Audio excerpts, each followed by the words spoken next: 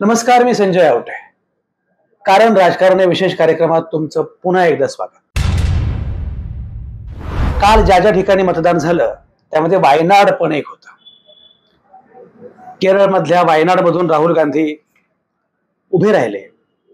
खरं म्हणजे वायनाडचा आणि राहुल गांधींचा संबंध काहीच नव्हता, पण त्याचं मुख्य कारण असं होतं, 2019 मध्ये जेव्हा वायनाडमधून राहुल गांधी उभे राहिले तेव्हा खरं म्हणजे ते अमेठीमधून सुद्धा उभे राहिलेले होतेच.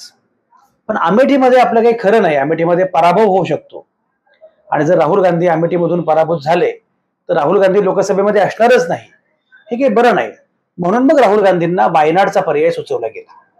पण अमेठीमधून मात्र राहुल गांधी पराभूत झाले आणि जोरदारपणे पराभूत झाले. आता असं दिसतंय की राहुल गांधी अमेठीमधून पुन्हा उभे राहत आहेत अशी कोणी चर्चा आहे. या चर्चेच्या अनुषंगाने आपल्याला बोलायचं आहे, कारण अमेठीमधला राहुल गांधींचा पराभव हा भाजपचा फार मोठा विजय मानला जात होता आणि इव्हन त्यांचं मनोबल एवढं वाढलं होतं भाजपचं त्या निमित्ताने, त्यामुळे की A for Amethi and B for Baramati. पहिला पराभव अमेठीचा, दुसरा पराभव बारामतीचा. आणि म्हणून बारामतीमध्ये सुप्रिया सुळेंना पराभूत करण्यासाठी सुरुवातीपासूनच प्रयत्नांची शर्थ करण्यात आली होती. निर्मला सीतारामन, केंद्रीय अर्थमंत्री, त्या सुद्धा येऊन गेल्या. बरेच केंद्रीय मंत्री येऊन गेले. साधारणपणे भाजपची ही पद्धत आहे. भाजप जेव्हा एखादा अजेंडा त्यांचा असतो किंवा एखादी महत्वाकांक्षा असते की आपल्याला हे करायचंय, इथे जिंकायचंय, इथे हरवायचंय, तेव्हा अगोदरपासून काम सुरू होतं. बारामतीमध्ये सुद्धा अगदी अगोदरपासून काम सुरू केलं होतं. विशेषतः गेल्या या 4-5 वर्षांमध्ये बरंच तगडं काम झालं आणि काही झालं तरी सुप्रिया सुळेंना पराभूत करायचं असं ठरलं होतं. शरद पवारांनी आतापर्यंत कधीच पराभव पाहिलेला नाहीये. शरद पवार 1967 मध्ये सुरुवातीला त्यांनी एक निवडणूक पहिली लढवली, तेव्हापासून ते आजवर त्यांना एकही पराभव त्यांनी कधी पाहिला नाही. पराभवाला तोंड त्यांनी दिलं नाही. आता शरद पवारांना पराभूत करणं शक्य नाही, कारण शरद पवार लोकसभेच्या रिंगणामध्ये उभे नाहीयेत, लोकसभा निवडणूक लढवणार नाही असं त्यांनी जाहीर केलंय. पण मग त्यांच्या मुलीला सुप्रिया सुळेंना पराभूत करायचं आणि म्हणून A for Amethi B for Baramati असं ठरवलं गेलं. त्या बारामतीमध्ये सुप्रिया सुळेंना पराभूत करणं एवढं सोपं नाही हे आता भाजपच्या बरंच लक्षात आलेलं असावं, किंवा ते फारच अवघड आहे असंही लक्षात आलं असावं. सुप्रिया सुळेंच्या पराभवासाठी बरंच काही करून सुद्धा आणि त्यानंतर तर आता राष्ट्रवादी काँग्रेस नावाचा पक्ष फुटला, पक्ष वेगळा झाला. अजित पवारांकडे पक्ष आला, चिन्ह आलं, सगळं आलं. अजित पवारांच्या पत्नी सुनेत्रा पवार सुप्रिया सुळेंच्या विरोधामध्ये उभ्या ठाकल्या. खरं म्हणजे शरद पवारांकडे म्हटलं तर काहीच नाही, अजित पवारांकडे सगळंच आहे. म्हणजे यंत्रणा आहे, सत्ता आहे, सगळंच आहे. त्यामुळे अजित पवारांना उलट पक्षी ही निवडणूक सोपी आहे आणि शरद पवारांना ही निवडणूक कठीण आहे असं कागदावर वाटत होतं. अनेकांना असं वाटलं की ही निवडणूक जड जाईल आणि कदाचित सुप्रिया सुळे पराभूत होऊ शकतील. शेवटी निवडणुकीमध्ये काही होऊ शकतं, हा मुद्दा वेगळा. पण आजचं चित्र असं आहे की सुप्रिया सुळेंचा पराभव करणं किती कठीण आहे याचा अंदाज भाजपला पण आलेला आहे आणि सगळ्यात मुख्य म्हणजे अजित पवारांना पण आलेला आहे. जे अजित पवार आतापर्यंत इतक्या म्हणजे प्रत्येक घरामध्ये, सोसायट्यांमध्ये कधीही गेलेले नव्हते, ते अजित पवार आता घरोघरी जात आहेत आणि काही करा पण मत द्या सुनेत्रा पवारांना असं सांगतायत. अजित पवारांसारखा नेता की जो खरं म्हणजे महाराष्ट्र राज्याचे उपमुख्यमंत्री आहेत अजित पवार, पण अजित पवारांना पूर्णपणे बारामती लोकसभा मतदारसंघामध्येच अडकवून टाकण्यामध्ये एका अर्थानं यश आले. खरं म्हणजे हे उलट होतं की शरद पवारांना बारामतीमध्ये त्यांना अडकवलं जाईल असं वाटलं होतं, पण शरद पवार मात्र सगळीकडे फिरतायत. अजित पवार मात्र फक्त बारामतीमध्ये अडकलेले आहेत. मुळात अजित पवारांच्या जागा काही फार नाहीयेत. ज्या काही जागा आहेत त्यामध्ये रायगड आहे, अर्थातच उस्मानाबाद आहे, शिरूर आहे आणि परभणीमध्ये त्यांच्या कोट्यातून महादेव जानकर उभे आहेत. पण बाहेर कुठे जायला अजित पवारांना वेळच नाहीये. अजित पवार बारामतीमध्ये प्रचंड अडकून पडलेले आहेत आणि अडकून पडून सुद्धा आता सुप्रिया सुळेंचा पराभव करणं एवढं सोपं नाही हे पण त्यांच्या लक्षात आलेलं आहे. सुप्रिया सुळेंच्या बाजूनं सहानुभूती आहे. सुप्रिया सुळेंच्या बाजूनं त्यांनी केलेलं 15 वर्षांचं काम आहे. मी नेहमी सांगत आलेलो आहे की ही लढाई शरद पवार विरुद्ध अजित पवार अशी आहे असं मानणं हे सुप्रिया सुळेंवर अन्याय करणार आहे. कारण सुप्रिया सुळे 15 वर्ष तिथे खासदार आहेत, 2009 पासून खासदार आहेत. तर 15 वर्ष खासदार म्हणून त्यांचं पण काही कर्तृत्व आहे, कर्तबगारी आहे किंवा काही अँटी इन्कम्बन्सी जी असेल ती, पण सुप्रिया सुळेंचा पण वाटा असणार आहे. त्यामुळे सुप्रिया सुळेंचा जो काही सगळा पीपल कनेक्ट आहे, लोकांशी संपर्क आहे, त्यामुळे सुप्रिया सुळेंना पराभूत करणं सोपं नाही हे अजित पवारांच्या लक्षात आलेलं आहे. ही निवडणूक अवघड आहेच, कोणीच आज सांगू शकणार नाही की कोण निवडून येईल. पण जेवढं सहजपणे सुरुवातीला भाजपला वाटलं होतं की आपण पराभव करू शकतो सुप्रिया सुळेंचा, तेवढ्या सहजपणे हे शक्य नाहीये हे मात्र लक्षात आलेलं आहे. त्यात पुन्हा भरीस भर म्हणून नरेंद्र मोदींनी बारामतीमध्ये सभा दिलेली नाही. यावेळी नरेंद्र मोदींनी बारामतीमध्ये सभा द्यावी अशी इच्छा अजित पवारांची होती असं समजतं. अजित पवारांच्या गटानं तशी मागणी केली होती की नरेंद्र मोदी आले पाहिजेत. नरेंद्र मोदी आल्यामुळे किती फायदा झाला असता माहिती नाही, पण मुळामध्ये ही निवडणूक शरद पवार विरुद्ध अजित पवार अशी झाली तर शरद पवार जिंकतील, शरद पवारांना सहानुभूती मिळेल. पण नरेंद्र मोदी देशाचे पंतप्रधान पुन्हा व्हावेत म्हणून मत द्या सुनेत्रा पवारांना हे अधिक चालेल आणि ते नरेंद्र मोदींनीच म्हणणं हे जास्त योग्य ठरेल असं वाटलं होतं अजित पवारांना. पण नरेंद्र मोदींनी 4ही मतदारसंघासाठी एकत्र सभा ठेवली पुण्यामध्ये, त्यामुळे त्याचा किती फायदा होईल हा एक मुद्दा आहे. ती सभा बारामतीमध्ये झाली असती तर कदाचित जास्त फायदा झाला असता, पण अशी सभा काही झालेली नाहीये. असे अनेक मुद्दे आहेत. त्यामुळे बी फॉर बारामती हे खरं नाही, पण ए फॉर अमेठी मात्र करून दाखवलंय. ए फॉर अमेठी करून दाखवलंय. तेव्हा असं झालं होतं, 4-5 वर्ष प्रयत्न केले गेले. म्हणजे सुरुवातीला 2014च्या निवडणुकीमध्ये जेव्हा स्मृती इराणी उभ्या राहिल्या राहुल गांधींच्या विरोधामध्ये, तेव्हा स्मृती इराणी या अर्थातच पराभूत झाल्या. पण त्यांनी एक मात्र केलं, त्यांनी राहुल गांधींचं मताधिक्य जे आहे ते कमी केलं. म्हणजे 3 लाखाहून अधिक मताधिक्य असणारं जे होतं राहुल गांधींचं मताधिक्य ते कमी झालं आणि ते लाखापर्यंत आलं.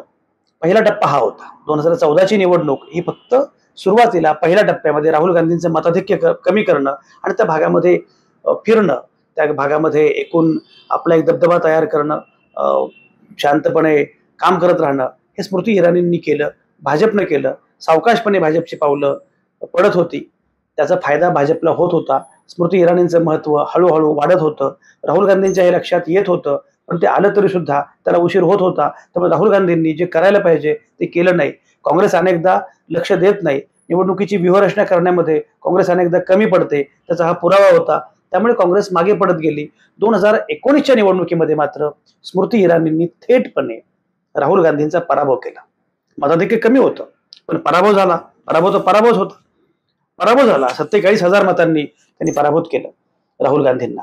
आणि एवढंच नाही, अमेठी मतदारसंघामध्ये, लोकसभा मतदारसंघामध्ये जे 5 विधानसभेचे मतदारसंघ आहेत त्यामध्ये जवळपास सगळ्या मतदारसंघामध्ये स्मृती इराणी आघाडीवर होत्या. अमेठीमध्ये थोडंसं लीड राहुल गांधींना होतं, पण ते अगदीच थोडंसं होतं. त्याला लीड म्हणायचं का असा प्रश्न पडावा असा तो मुद्दा होता. अमेठीमध्ये राहुल गांधी पराभूत झाले आणि त्यानंतर जल्लोष झाला की आता गांधी घराण्याचा पराभव झाला. खरं म्हणजे अमेठीमध्ये पराभूत झाल्यानंतर राहुल गांधी सुद्धा खचले होते, अस्वस्थ झाले होते. अमेठीमधून हा पराभव होणं हे त्यांच्या जिव्हारी लागलं होतं आणि आता अमेठीचा नाद राहुल गांधी कधीच करणार नाहीत असं भाजपचे लोक सांगत होते. या निवडणुकीत काय झाले माहिती नाहीये, पण या निवडणुकीमध्ये एकूणच विरोधकांचा आत्मविश्वास जरा जास्तच वाढलेला आहे. तो खरा आहे खोटा आहे त्याला आधार आहे माहिती नाहीये, पण आत्मविश्वास वाढलेला आहे. म्हणजे आपण महाराष्ट्रामध्ये बघतो आहोत की महाविकास आघाडीचा आत्मविश्वास एवढा वाढलेला आहे. मगाशी मी उल्लेख केला बारामतीचा.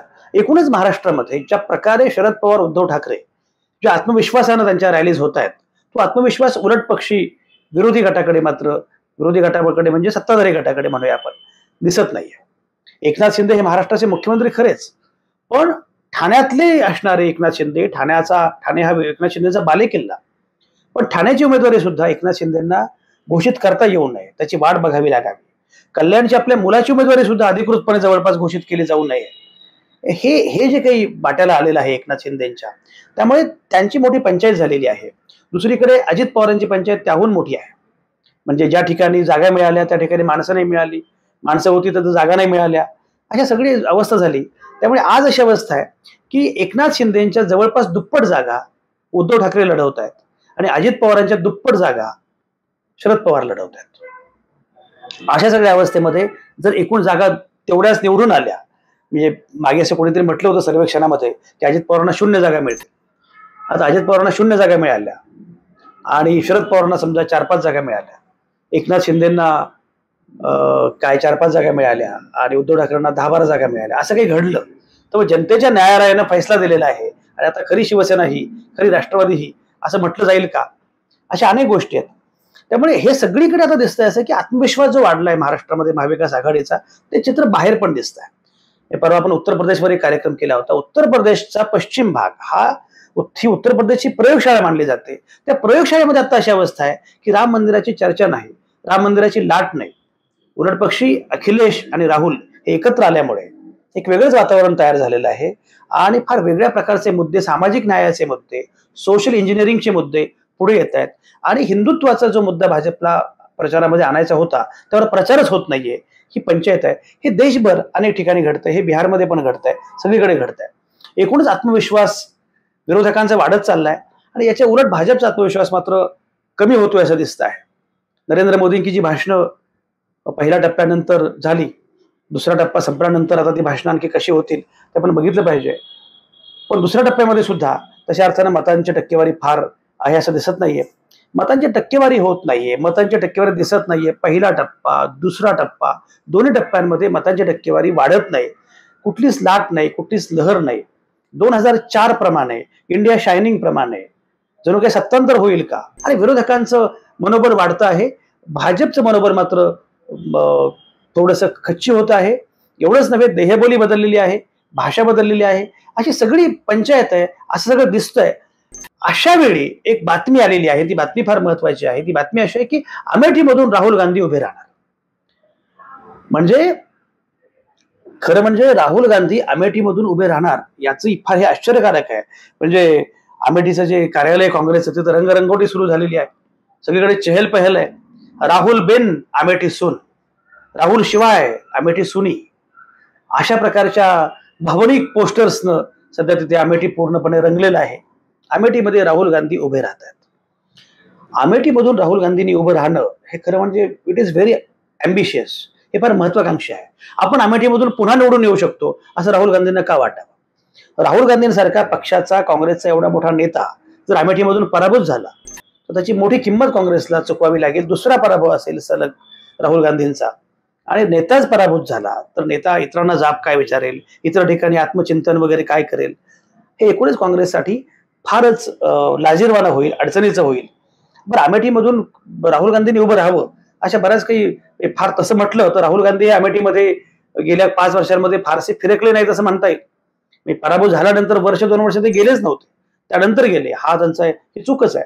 त्यानंतर पुन्हा भारत जोडोच्या वेळी ते अमेठीमध्ये गेले, पण त्याचा अमेठीशी काही संपर्क नाही, कनेक्ट नाही. अमेठीमधले फार महत्वाचे काँग्रेस नेते जे राहुल सोबत होते ते आता भाजपमध्ये गेलेले आहेत. प्रथेप्रमाणे सगळीकडे देशभर जे सुरू आहे तसं अमेठीमध्ये पण चाललेलं आहे. तरी सुद्धा राहुल गांधींना अमेठीमधून आपण विजय होऊ असा आत्मविश्वास का वाटतो? काँग्रेसला अमेठी आपण पुन्हा जिंकू शकू हा आत्मविश्वास का वाटतो? हा जो आत्मविश्वास वाढत चाललाय त्याचं कारण जरा शोधलं पाहिजे. पण सगळ्यात महत्वाची गोष्ट अशी आहे, जरा सहज इतिहास बघूया की अमेठी किती महत्वाची आहे काँग्रेससाठी. पहिल्यांदा अमेठी 1967 मध्ये हा मतदारसंघ तयार झाला आणि तेव्हापासून काँग्रेसची सत्ता इथे प्रामुख्याने राहिली आणि काँग्रेसमध्ये सुद्धा प्रामुख्यानं गांधी कुटुंबियांची सत्ता अमेठीवर राहिलेली आहे. म्हणजे आतापर्यंत काँग्रेसनं 11 वेळा विजय मिळवलाय अमेठीमधून, त्यापैकी 8 वेळा गांधी परिवारातले सदस्य होते. अमेठीचे राजे रणंजय सिंह संस्थानिक तिथले, त्यांचे आणि नेहरूंचे संबंध चांगले होते, घरगुती होते, व्यक्तिगत होते. त्यामुळे त्यांना असं वाटलं की अमेठीमधून उभं राहावं या मंडळींनी. तसं अमेठीशी फार काही वेगळं कुटुंब म्हणून काही फार वेगळं नातं आहे अशाचा भाग नाही. पण मग त्यानिमित्तानं 1967 मध्ये पहिल्यांदा ही निवडणूक झाली. तेव्हापासून या निवडणुकीमध्ये 67 पासून साधारणपणे सगळी प्रत्येक वेळी काँग्रेसचेच उमेदवार निवडून आले अपवाद वगळता, आणि नंतर गांधी कुटुंबाचा हा गड मानला गेला. पण याचा अर्थ इथे पराभव झाला नाही असं पण नाहीये. 1977 मध्ये आणीबाणीनंतर जेव्हा अनेक ठिकाणी पराभवाला तोंड द्यावं लागलं, दोस्तूर खुद्द इंदिरा गांधी पराभूत झाल्या, तेव्हा संजय गांधी पण पराभूत झाले अमेठीमधून. संजय गांधी 1977 मध्ये अमेठीमधून पराभूत झाले. तो आणीबाणीचा परिणाम होता. इंदिरा गांधींच्या विरोधामध्ये लाटच होती. त्या लाटेमध्ये जिथे इंदिरा गांधी पराभूत झाल्या तिथे संजय गांधींचा निभाव लागणं शक्य नव्हतं. पण 1980 मध्ये मात्र संजय गांधी पुन्हा अमेठीचे खासदार झाले, त्यांनी विजय मिळवला. आणि त्याच्यानंतर मग राजीव गांधी 1981, 1984, 1989 1991, म्हणजे 4 वेळा तिथे राजीव गांधी निवडून आले, हे पण लक्षात घेतलं पाहिजे. म्हणजे संजय गांधींच्या निधनानंतर राजीव गांधी उभे राहिले पोटनिवडणूक जेव्हा झाली. त्यामुळे एकदा संजय गांधी, 4 वेळा राजीव गांधी, असे 5 गांधी. सोनिया गांधी 1999ला तिथे उभ्या राहिल्या, त्या निवडून आल्या अर्थातच. त्यामुळे 6 गांधी आणि 3 वेळा राहुल गांधी. मी खरं म्हणजे 9 वेळा म्हटलं पाहिजे. 1, 2, 3, 4, 5, 6, 7, 8, 9, 3 वेळा गांधी कुटुंबाचे सदस्य निवडून आले. त्याच्यामध्ये 2004 मध्ये राहुल गांधी आले, 2009 मध्ये राहुल गांधी आले, 2014 मध्ये पण राहुल गांधी आले. 4 मध्ये असणारं मताधिक्य 9ला थोडं कमी झालं, पण 14ला खूपच कमी झालं, कारण स्मृती इराणी याची तयारी होतीच. मी म्हटल्याप्रमाणे 2014 मध्ये स्मृती इराणी पराभूत झाल्या, पण त्या पराभवाचा विचार न करता त्यांनी 2019 मध्ये मात्र विजय मिळवला. आणि 2017 मध्ये जी विधानसभेची निवडणूक झाली उत्तर प्रदेशची, त्याच्यामध्ये अमेठी लोकसभा मतदारसंघामध्ये जी विधानसभेचे मतदारसंघ आहेत, त्यामध्ये भाजपनं 4 मिळवले होते, 1 समाजवादी पक्षाने मिळवला होता. त्यानंतर मात्र 2022च्या विधानसभा निवडणुकीमध्ये मात्र चित्र बऱ्यापैकी बदललं होतं. म्हणजे समाजवादी पक्षानं 2 जागा जिंकल्या होत्या, काँग्रेसला जागा मिळाली नव्हती. पण अमेठीमध्ये सपाच्या 2 जागा असणं विधानसभा मतदारसंघामध्ये, म्हणजे आता अशी अवस्था आहे की विधानसभा मतदारसंघाचा विचार केला तर समाजवादी पक्षाच्या 2 जागा आहेत. त्यामुळे अमेठीमध्ये समाजवादी पक्षाचा सुद्धा तसा तेवढाच प्रभाव आहे. स्मृती इराणींची गंमत बघा. म्हणजे स्मृती इराणींनी जेव्हा त्यांनी अमेठीमध्ये यायचा निर्णय घेतला, तेव्हा त्या फक्त अमेठीत निवडणुकीला उभ्या नाहीत राहिल्या. त्यांनी सांगितलं की मी अमेठीचीच आहे, आता मी अमेठीची होणार आहे, मी असं नाही करणार की निवडून आले आणि मग दिल्लीला जाणार. आणि मुद्दाम गांधी परिवाराच्या विरोधामध्ये त्या बोलत होत्या की इथून निवडून यायचं, मग दिल्लीत जायचं, उद्या इथे काही प्रश्न असेल तर तुम्ही अमेठी सोडायची, दिल्ली गाठायची, मग तुमच्या नेत्याला भेटायचं, भेट होईलच याची खात्री नाही, काम होईल याची खात्री नाही, मग तुम्ही परत अमेठीला यायचं. असं माझ्या बाबतीत होणार नाही. मी खासदार अमेठीचे असेल, मी अमेठीमध्येच राहील, माझं घर अमेठीमध्येच असेल. आणि म्हणून स्मृती इराणी यांनी अमेठीमध्ये घर सुद्धा घेतलं. एवढंच नाही, अमेठीच्या ते मतदार सुद्धा झाल्या. हे लक्षात घ्या की शेवटी निवडणुकीची व्यूहरचना मंडळी कशी करतात हे पण लक्षात घेतलं पाहिजे. त्या अमेठीच्या मतदार झाल्या, त्यांनी अमेठीमध्ये घर घेतलं, अमेठीमध्ये राहायला आल्या, कमी काळ असतील पण राहायला आल्या, घर तर घेतलं, आणि शिवाय केंद्रीय मंत्री आहेत. त्यामुळे स्मृती इराणींचं एकूण त्या संदर्भामध्ये खरं तर लोकांना कौतुक वाटणं सुद्धा स्वाभाविक आहे. अशा सगळ्या परिस्थितीमध्ये आणि राहुल गांधी मात्र अमेठीकडे फिरकलेलेच नाहीयेत. अशा वेळी अमेठी तरीही जिंकू शकतो असं राहुल गांधींना का वाटतं? मुळामध्ये गंमत अशी आहे की एक लक्षात घेतलं पाहिजे, मी मगाशी म्हटल्याप्रमाणे एकूणच राहुल गांधींचा आत्मविश्वास दिसतोय, आणि तो अति आत्मविश्वास आहे किंवा फाजील आत्मविश्वास आहे असं मानण्याचं कारण नाहीये. कारण साधारणपणे अंदाज असा आलेला आहे त्यांना की बदल होऊ शकतो, त्या गोष्टी घडू शकतात. त्यासाठी फक्त आपण योग्य प्रकारची पावलं उचलली पाहिजेत. त्यांनी सगळ्यात महत्वाचं पाऊल जे उचललं राहुल गांधींनी ते म्हणजे लोकसभा निवडणुकीमध्ये समाजवादी पक्षासोबत अखिलेश सोबत युती केली. केवळ युती केली नाही, अगदी पडती भूमिका घेतली. म्हणजे काँग्रेस हा मोठा पक्ष आहे, तरी सुद्धा त्यांनी 17 जागा फक्त आम्ही लढवू, 63 तुम्ही लढवा असं सांगितलं समाजवादी पक्षाला. आता गंमत अशी आहे की समाजवादी पक्ष 17 जागांवर काँग्रेसला त्यांनी जागा दिल्या आणि 63 जागा स्वतःला घेतल्या. आणि ज्या प्रकारची व्यूहरचना सुरू आहे, सगळ्यात महत्वाची गोष्ट अशी की मुलायम सिंग यादव यांच्या निधनानंतर अखिलेश यादव ही निवडणूक लढवत आहेत लोकसभेची. ही पहिलीच निवडणूक आहे त्यांची वडिलांच्या निधनानंतर. साधी गोष्ट अशी आहे की एक सहानुभूती आहे अखिलेश बद्दल, मुलायम सिंग यादवांबद्दल ज्या लोकांना विलक्षण प्रेम होतं असा एक मोठा वर्ग आहे. तर त्यामुळे तो एक मुद्दा सगळ्यात महत्वाचा आहे. दुसरं असं आहे की ज्या प्रकारे आता चाललाय उत्तर प्रदेशमध्ये काँग्रेसचा सर्वे अंतर्गत जो आहे, म्हणजे अंतर्गत सर्वे काही केवळ भाजप करत असं नाही, काँग्रेस पण करत असतंच. अंतर्गत सर्वे जे होत आहे त्याच्यामध्ये उत्तर प्रदेशमध्ये आपल्याला अनुकूल वातावरण आहे आता असं एकूण दिसत आहे. तिथे अँटी इन्कम्बन्सी योगींबद्दलची पण आहे असे पण रिपोर्ट आहेत. आणि अमेठीपुरता विचार केला तर स्मृती इराणींबद्दल सुद्धा अँटी इन्कम्बन्सी बरीच आहे. कारण त्यांनी घर घेतलं वगैरे सगळं केलं, बरोबर आहे, पण प्रत्यक्ष कामं केली नाहीत किंवा अनेक संदर्भामध्ये ज्या प्रकारच्या कृती केल्या त्यामुळे स्थानिक नागरिक दुखावले, नाराज झाले, आपल्याला विश्वासात घेतलं जात नाही असा पण एकूण सूर तिथल्या स्थानिक भाजप कार्यकर्त्यांचा आहे. आणि सर्वसामान्य माणसांना तिथे काही फार चांगलं घडतंय असं काही वाटलं नाही. उलट पक्षी गांधी परिवार असताना आपली कामं व्हायची, आपल्याला आपल्याला अगदी महत्त्वाचं स्थान मिळायचं असं तिथल्या सर्वसामान्य माणसांना वाटतं. आणि त्यामुळे सर्वसामान्य माणूस हा अद्यापही गांधींच्या बाजूने आहे.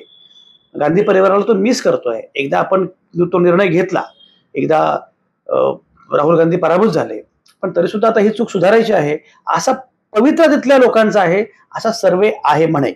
काय आहे मला माहिती नाहीये, पण तो सर्वे आहे. कारण काही का असेना, पण आता राहुल गांधी अमेठीमधून जर उभे राहत आहेत तर याचा अर्थ हे नक्कीच आहे. आणि हा अमेठीमधून राहुल गांधी उभे राहणं, याच्यामध्ये हा निर्णय राहुल गांधींचा आहेच, पण अखिलेश यादवांचा पण आहे. त्यांचं म्हणणं असं आहे की उलट पक्षी जर राहुल गांधी रिंगणामध्ये उभे राहिले तर उत्तर प्रदेशची एकूण निवडणूक जी आहे त्या निवडणुकीला बळ मिळेल, काँग्रेसचे कार्यकर्ते उतरतील. काँग्रेसची मोठी वोट बँक आहे, पण काँग्रेसची मोठी वोट बँक डॉर्मंट आहे. त्यामुळे तिला जी काही शीतसमाधी लागलेली आहे त्यांना जागा केलं पाहिजे. राहुल गांधी जर आले तर काँग्रेसच्या कार्यकर्त्यांमध्ये, काँग्रेसच्या प्रामुख्याने वोटर्समध्ये, की जी वोट बँक पारंपरिक आहे, शेवटी उत्तर प्रदेश हा सुद्धा काँग्रेसचाच खरं म्हणजे बालेकिल्ला, तर एकेकाळचा बालेकिल्ला, तर त्यामुळे जे मतदार आहेत त्यांच्यामध्ये चैतन्य निर्माण होईल आणि ते पुन्हा काम करायला लागतील. म्हणून राहुल गांधींनी अमेठीमधून उभं राहावं अशी कल्पना पुढे आलेली आहे. आणि राहुल गांधी अमेठीमधून उभे राहत आहेत. प्रियंका गांधी या रायबरेलीमधून उभे राहत आहेत. सुरुवातीला लोकांनी सांगितलं की रायबरेलीमधून वाटल्यास राहुल गांधींनी उभे राहावं, पण रायबरेलीमधून राहुल गांधींनी उभं राहावं आणि अमेठीमधून प्रियंकांनी उभं राहावं. कारण अमेठी वाटतो तेवढा सोपा नाही, अमेठी अवघड आहे. अमेठीमध्ये तुम्ही गेले 5 वर्षांमध्ये फार फिरकलं नाही आहात, त्यामुळे तशी अडचण आहे. पण तरी सुद्धा काँग्रेसला, राहुल गांधींना, अखिलेश यादवांना आत्मविश्वास आहे की चित्र बदललेलं आहे. आणि मी म्हटल्याप्रमाणे समाजवादी पक्षाचे आत्ताही तिथे 2 आमदार आहेतच. त्यामुळे समाजवादी पक्षाचे 2 आमदार, समाजवादी पक्षाचं एकूण बाकी वोट बँक, काँग्रेसची पारंपरिक वोट बँक, आजही अमेठीमध्ये काँग्रेसचा असणारा दबदबा, प्रभुत्व, हे सगळं म्हणजे अमेठी विशेषतः अमेठी विधानसभेमध्ये असणारं प्रभुत्व, हे सगळं लक्षात घेता अमेठी राहुल गांधींसाठी फार अवघड नाही. अमेठी राहुल गांधी जिंकतील. आणि जर अमेठी राहुल गांधी जिंकले तर त्या पराभवाचा बदला घेतला जाईल. त्या पराभवाचा बदला घेतला गेला पाहिजे आणि त्यानंतर वेगळं समीकरण तयार होईल. ए फॉर अमेठी असं होणार नाही. अमेठीमध्ये पराभव झाला असंच होईल भाजपचा. आणि बी फॉर बारामती असं होणार नाही, कारण बारामती सुद्धा भाजपला जिंकता येणार नाही. अशा प्रकारचा विचार हा काँग्रेसच्या गोटामधून होतो आहे, इंडियाच्या गोटामधून होतो आहे. तसंच घडेल असं माझं म्हणणं नाहीये. घडायला काही घडू शकतं, पण मुद्दा एवढाच आहे की एकूणच काँग्रेसचा, इंडिया आघाडीचा आत्मविश्वास ज्या प्रकारे वाढलाय तो आत्मविश्वास मात्र दिसतो आहे. आणि ज्या प्रकारे महायुती किंवा एनडीए यांचा आत्मविश्वास कमी झालाय तो पण दिसतो आहे. भाजपच्या नेत्यांची देहबोली वेगळी वाटते आहे, ती पण दिसते आहे. हे अर्थात निरीक्षण आहे, हे विश्लेषण आहे. यापेक्षा कदाचित वेगळं काहीतरी घडत असेल तर माहिती नाही. पण पहिला टप्पा, दुसरा टप्पा, या दोन्ही टप्प्यांमधून मात्र साधारणपणे जो कल वाटतो आहे, ज्या प्रकारचं मतदान होत आहे ते लक्षात घेता आता एकूणच ही निवडणूक ही फारच कडवी निवडणूक होणार आहे किंवा निकराची झुंज होणार आहे असं दिसत आहे. म्हणजे भाजपनं गेल्या निवडणुकीमध्ये 303 जागा जिंकल्या होत्या, 353 जागा एनडीएने जिंकल्या होत्या. त्यामुळे भाजप त्या अर्थानं पूर्णपणे एका अर्थानं एकटीच फार महत्वाची झालेली होती. भाजप हा एकमेव पक्ष त्या अर्थानं खूप मोठा होता, त्याच्या आसपासही कुठला पक्ष नव्हता. आता मात्र बाकी माहिती नाहीये, म्हणजे काय घडेल माहिती नाहीये. पण एक नक्कीच आहे की तुल्यबळ अशा पद्धतीने विरोधक तयार होत आहेत. याचा अर्थ त्यांना भाजपला हरवण्यामध्ये यश येईलच असं नाही, त्यांना एनडीए आघाडीला हरवण्यात यश येईलच असं नाहीये. पण इंडिया आघाडी पण तेवढीच मजबूत होते आहे. अनेक राज्यांचा जर विचार केला तर अनेक ठिकाणी काँग्रेस गेन करत आहे, काँग्रेस अधिक जागा मिळवत आहे असं दिसतंय. खुद्द उत्तर प्रदेशसह महाराष्ट्र आपल्याला माहितीच आहे, अनेक ठिकाणी हे सगळे जे सुरू आहे याचा अर्थ एवढाच आहे की काँग्रेस बळकट होते आहे, इंडिया आघाडी बळकट होते आहे. आणि मी मगाशी म्हटल्याप्रमाणे त्याच्यामध्ये कोण हरेल कोण जिंकेल हा मुद्दा नाहीच आहे, पण विरोधक पण तेवढेच मजबूत असले पाहिजेत, हा मुद्दा फार महत्वाचा आहे. 1984च्या निवडणुकीमध्ये जेव्हा राजीव गांधींना अगदी पाशवी मानावाचं बहुमत मिळालं, इंदिरा गांधींच्या हत्येनंतर ज्या प्रकारचं वातावरण तयार झालं होतं त्यानंतर त्यांना ते बहुमत मिळालं, खूप बहुमत मिळालं. पण अशा प्रकारचं बहुमत हे प्रत्येक वेळी चांगलंच असतं असं मानण्याचं कारण नाही. तर आपण बघितलंय की भारतामध्ये आघाडी सरकारांनी सुद्धा खूप चांगले निर्णय घेतलेले आहेत. म्हणजे अगदी युपीएच्या कालावधीमध्ये जर आपण विचार केला तर माहिती अधिकार कायद्यापासून असे अनेक कायदे आहेत की जे जे त्या कालावधीमध्ये युपीए सरकारने केले, स्पष्ट बहुमत नसताना सुद्धा भारत अमेरिका आण्विक ऊर्जा करारासारखा फार महत्वाचा करार केला, स्पष्ट बहुमत नसताना सुद्धा 2004 ते 2014 या कालावधीमध्ये युपीए सरकार सत्तेमध्ये होतं आणि खरं तर त्यांच्याकडे स्पष्ट बहुमत नव्हतं, आघाडी सरकार होतं आणि उलटपक्षी एवढी अडचण होती की अनेकदा सरकार अडचणीमध्ये आलं, अगदी अविश्वास ठरावाला सुद्धा सरकारला तोंड द्यावं लागलं. पण त्याही कालावधीमध्ये युपीएनं 10 वर्षांमध्ये जे महत्त्वाचे निर्णय घेतले त्याचा उल्लेख केला पाहिजे. मगाशी मी उल्लेख केला माहिती अधिकार कायदा RTI 2005, 2009 मध्ये शिक्षण हक्क कायदा, 2009 मध्येच महात्मा गांधी राष्ट्रीय ग्रामीण रोजगार हमी योजना कायदा मनरेगा आणि राष्ट्रीय अन्न सुरक्षा कायदा NFSA 2013 हे अतिशय महत्त्वाचे मूलभूत स्वरूपाचे लोककल्याणकारी असे कायदे जे आहेत, हे कायदे त्या कालावधीमध्ये केले गेले ज्या कालावधीमध्ये आघाडी सरकार होतं. त्यामुळे आघाडी सुद्धा चांगलं करू शकते, हा एक भाग आहे. आणि दुसरा सगळ्यात महत्त्वाचा मुद्दा असा आहे की विरोधक मजबूत असले पाहिजेत. डॉक्टर बाबासाहेब आंबेडकरांना असं विचारलं होतं की लोकशाहीमध्ये सगळ्यात महत्त्वाचा घटक कुठला, ते म्हणजे सत्ताधारी नाहीत, विरोधक हा सगळ्यात महत्त्वाचा घटक आहे. विरोधी सूर असला पाहिजे. आत्ता अशी अवस्था आहे या लोकसभेमध्ये की या लोकसभेमध्ये विरोधी पक्षनेताच लोकसभेमध्ये नाहीये. तर लोकसभेमध्ये विरोधी पक्षनेताच नसणं, एवढे विरोधक कमकुवत असणं, मजबूत असणं हे बरोबर नाहीये. सत्तेमध्ये कोणी असो, सत्तेमध्ये काँग्रेस जरी आली उद्या तरी सुद्धा विरोधक सुद्धा मजबूत असले पाहिजेत, विरोधी पक्षनेताच नाही असं असता कामा नये. त्यामुळे एक नक्कीच आहे की विरोधक मजबूत होत जाणं, इंडिया आघाडी मजबूत होत जाणं हे भारताच्या लोकशाहीसाठी फार चांगलं आहे. उद्या भाजपला यश मिळालं, सत्ता मिळाली पुन्हा एकदा, तरी सुद्धा त्यांचे विरोधक पण तेवढाच तगडा असणं हे पण आवश्यक आहे. असं घडणं महत्वाचं आहे. अमेठीच्या निमित्तानं, बारामतीच्या निमित्तानं मला असं वाटलं की ही चर्चा करावी. अनेक वेगवेगळे मुद्दे मांडले, खरं म्हणजे थोडंसं विषयांतर पण झालं, पण मला असं वाटलं की सहजपणे या नोंदी कराव्यात. तुम्हाला काय वाटतं? जे वाटतं ते कमेंटमध्ये लिहा. बाकी बोलत राहू, भेटत राहू.